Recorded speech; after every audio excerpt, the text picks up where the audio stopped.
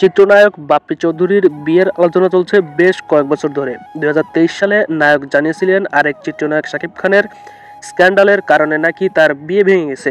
এবার বিয়ে নিয়ে 42 বছর বয়সী অভিনেতা বাপ্পি চৌধুরী জানিয়েছেন নতুন খবর। তার ভাষ্য, 2025 সালে বিয়ে করছেন তিনি। বর্তমানে চলছে সেই প্রস্তুতি। সম্প্রতি বাপ্পি গণমাধ্যমকে বলেন, পরিবারের পছন্দে আগামী বছরে বিয়েটাই করব। তাদের পরিকল্পনা আছে, বলেছে মার্চ এপ্রিলে আমাকে বিয়ের পিঁড়িতে বসিয়ে দেবে। আমিও বিয়ের জন্য তৈরি হচ্ছি। গেল 12 বছর ধরে ঢাকায় সিনেমায় কাজ করেছেন বাপ্পি চৌধুরী। তবে 1 বছর ধরে একেবারেই তার হাতে কাজ নেই। এ নিয়ে কোনো হতাশা নেই বলেও জানিয়েছেন বাপ্পি। নায়কের ভাষ্য, মানসিকভাবে আমিও এক ফোঁটা হতাশ নই। আমি মনে করি যার কাছে বিকল্প থাকে তিনি কখনোই হতাশ হন না। আর যাতে তার পরিবার থাকে তার হতাশা থাকা উচিত নয়। আমি প্রতি সপ্তাহে সিনেমায় অভিনয়ের প্রস্তাব পাই। গল্প পছন্দ হয় না বলে সিনেমা ছাড়ছি।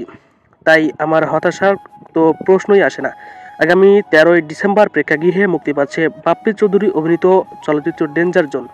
সিনেমাটির পরিচালক বেলাল সানি। সিনেমাতে অভিনয় করেছেন বাপ্পি চৌধুরীর সাথে জলি হক। 13ই ডিসেম্বর অর্থাৎ শুক্রবার বাপ্পি ফ্যানদের জন্য আসছে বড় চমক।